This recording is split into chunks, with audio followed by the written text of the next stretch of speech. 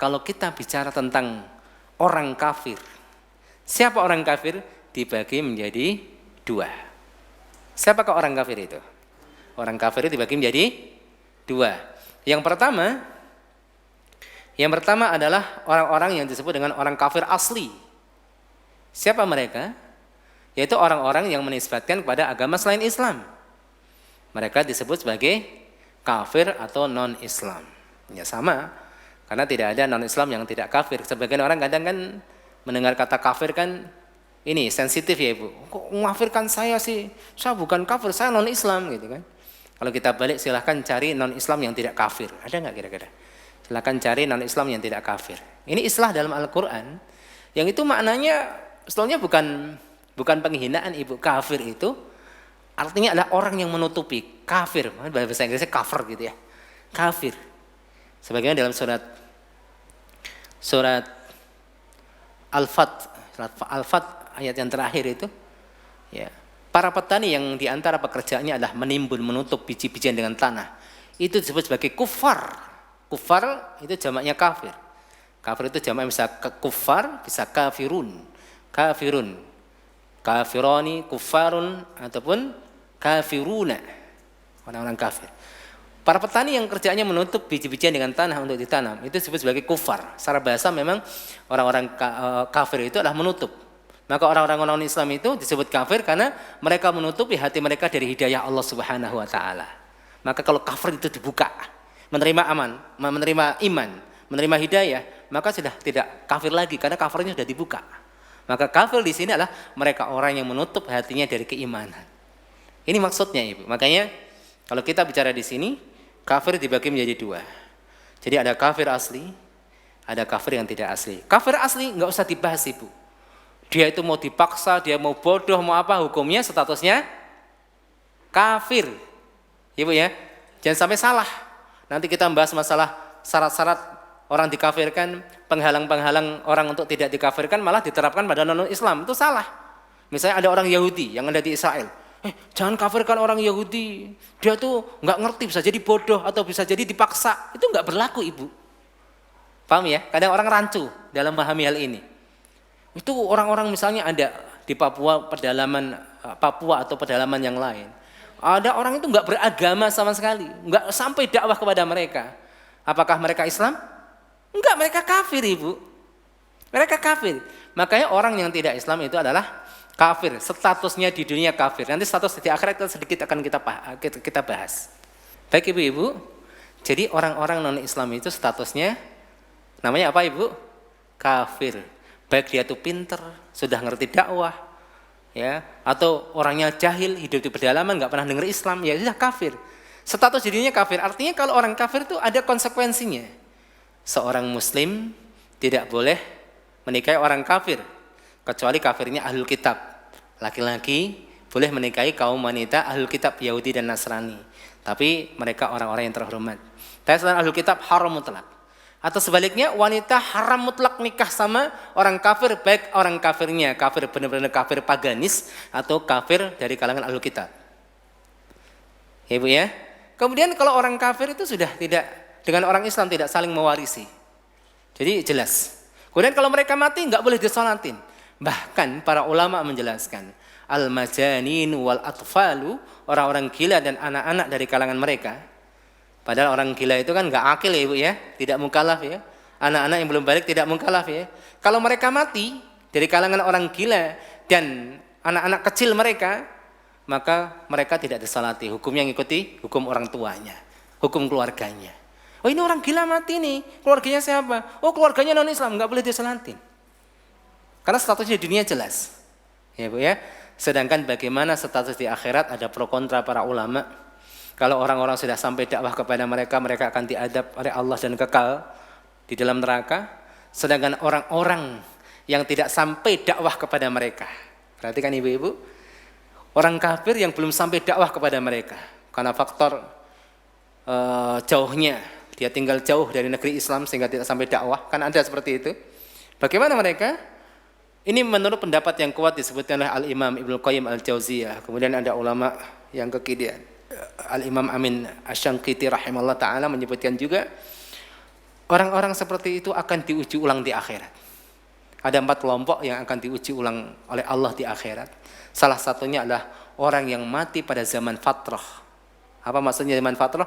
Orang yang mati pada zaman yang tidak ada dakwah tidak sampai kepada dirinya.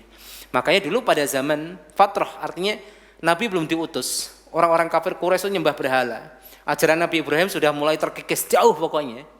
Mereka hidup pada zaman fatrah. Zaman fatrah, zaman kevakuman dakwah itu bisa berulang, Ibu. Mungkin di Jawa tidak disebut zaman fatrah. Dakwah luar biasa. Sarana apapun menyebar. Sosial media luar biasa. Ya, media-media yang lain luar biasa. Dai banyak, pesantren banyak. Kebangetan kalau tidak pernah dengar dakwah itu. Tapi mungkin bisa terjadi di wilayah yang lain. Di pedalaman Afrika, di pedalaman daerah-daerah, misalnya di Indonesia, sebagian pedalaman di wilayah kita sendiri. Orang-orang seperti itu akan diuji ulang oleh Allah berdasarkan hadis riwayat Imam Ahmad dari sahabat Aswad bin Sari' radhiyallahu an.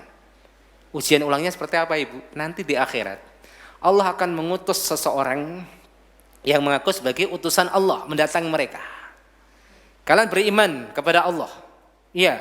Kalau kalian mau beriman kepada Allah, masuklah ke dalam api itu.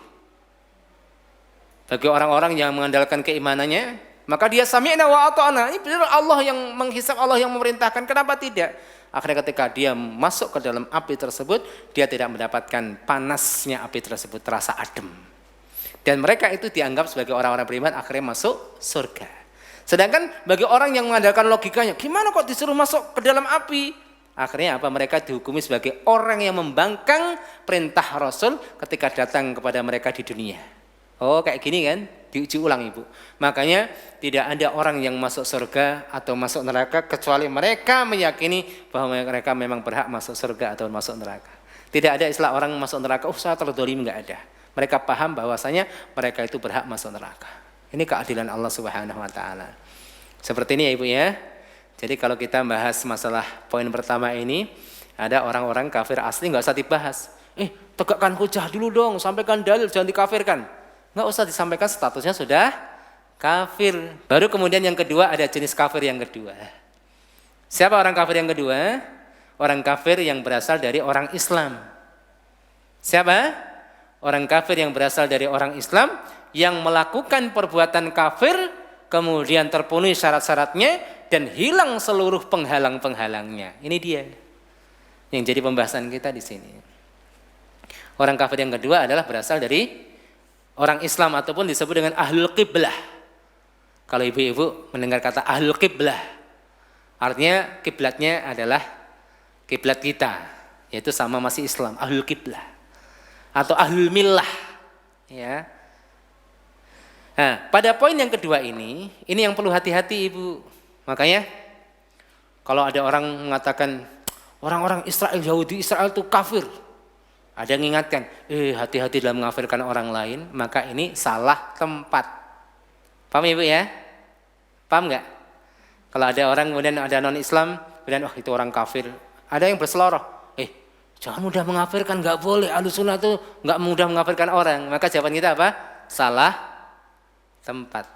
Tapi kalau ada kasus misalnya ada orang Islam sholat ya sama dengan kita, kemudian terdengar ucapannya, kok ngucapkan kayak gitu ya? Maka jangan cepat-cepat kafir dia. Jangan. Dia masih sholat. Pertama, syaratnya terpenuhi. Kedua, penghalang-penghalang semuanya hilang. Dan kemudian tidak semua orang Islam itu punya otoritas untuk itu. Karena masalah vonis kafir itu juga masalah syar'i harus berdasarkan ilmu, Ibu. Tidak hanya modal sedikit langsung berani mengafirkan orang, hati-hati, Ibu. Di sini. Karena kalau orang itu mengafirkan orang lain, andaikan tidak terbukti, andaikan tidak betul-betul dia kafir, maka kekafiran itu akan kembali pada dirinya sendiri. Sebagaimana disebutkan dalam banyak hadis. Ya, jadi bagian yang kedua ini apa, Ibu? Orang-orang kafir yang berasal dari kaum muslimin. Maka di sinilah letak kehati-hatian kita. Jangan mudah mengafirkan dulu, klarifikasi, dinasihatin sampai dakwah atau tidak, kan gitu ya. Ini bagian yang kedua, yaitu adanya orang kafir dari kaum muslimin. Jadi kalau orang Islam itu menjadi orang Islam, tidak serta-merta kemudian jadi Islam terus. Bisa jadi orang itu murtad dari Islam. Murtad dari Islam bisa jadi karena pindah agama. Atau murtad dari Islam karena dia melakukan perbuatan kafir. Ini hati-hati, Ibu.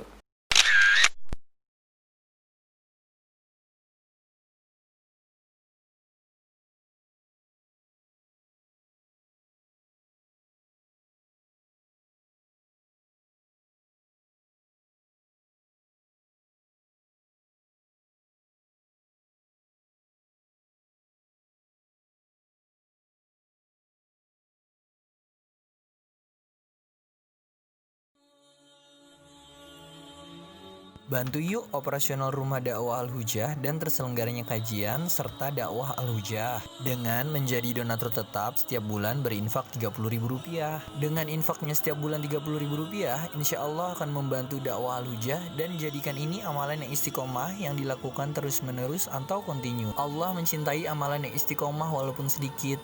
Terus istiqomah setiap bulan, jangan berhenti, karena Allah mencintai hambanya yang istiqomah. Dan insya Allah ini akan menjadi amal soleh jariah dengan menyebarnya ilmu yang bermanfaat. Yuk salurkan amalan istiqomahnya setiap tanggal 3 setiap bulannya melalui Bank Sentral Asia dengan nomor rekening 27660155554 atas nama Dedi Harveni, dan Mandiri Syariah dengan nomor rekening 7102286299 atas nama Dedi Harveni.